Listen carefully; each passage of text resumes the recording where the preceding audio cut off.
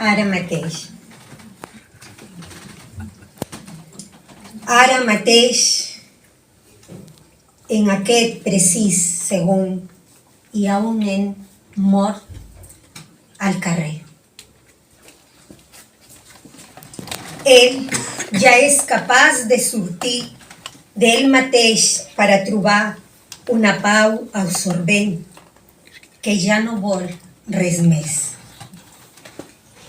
Ell era el nen atrapat en la teranyina de l'absència dels que diuen que protegeixen amb lleis.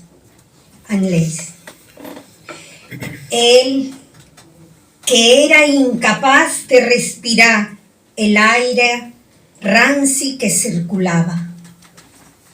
El que era alguna cosa sense vida, però que deambulava.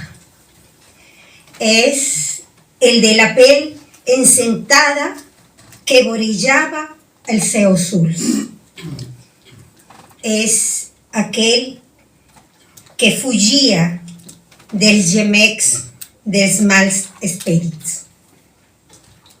És el que plorava silenciosament pel naufragi del seu cor.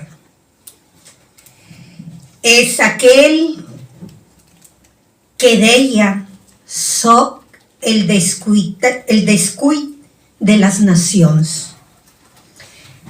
És ell la lletra més imprecisa que han escrit els humans. Y para acabar, me agradaría dir unas frases del poeta peruano César Vallejo. Y desgraciadamente, hombres humanos, hay hermanos, muchísimo por hacer. Gracias.